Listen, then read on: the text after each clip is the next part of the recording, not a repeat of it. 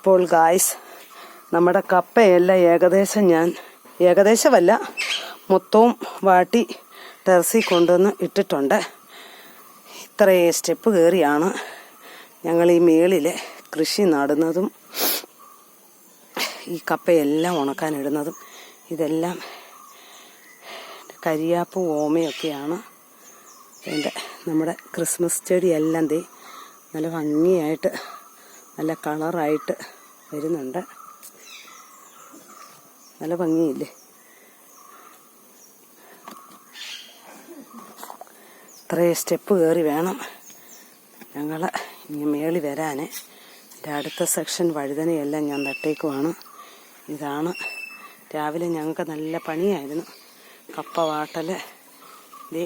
ഇതെല്ലാം ഉപ്പേരിക്കപ്പയുടെയാണേ. ഇതെല്ലാം ഉപ്പേരിക്കപ്പയ്ക്കാണ്. ഇതെല്ലാം നമ്മുടെ വാട്ടുകപ്പ. ഇതെല്ലാം നിരത്തി കഴിഞ്ഞിരിക്കുകയാണ്. ഇനി ഇത് ഉണങ്ങി കിട്ടുന്നിടം വരെ ആകപ്പാട് ഒരു ടെൻഷനാണ്. കാരണം 2 ദിവസം കൊണ്ട് നല്ല മഴയാണ്. ഇതെല്ലാം നമ്മുടെ വാട്ടുകപ്പയാണ്.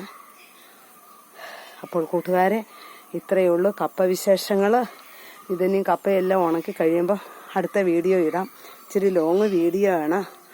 അപ്പോൾ എല്ലാവരും മറക്കല്ലേ, സബ്സ്ക്രൈബ് ചെയ്യാനും ലൈക്ക് ചെയ്യാനും ഷെയർ ചെയ്യാനും മറക്കരുത്. നിങ്ങളുടെ വിലയേറിയ അഭിപ്രായങ്ങൾ അറിയാനായിട്ട് ഞാൻ കാത്തിരിക്കുകയാണ്.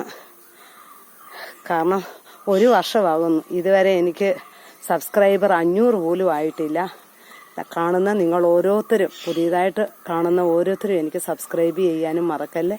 എൻ്റെ നല്ലവരായ എല്ലാ പഴയ സബ്സ്ക്രൈബറെയും ഈ ഒരു അവസരത്തിൽ ഓർക്കുകയാണ്. നന്ദി, നമസ്കാരം.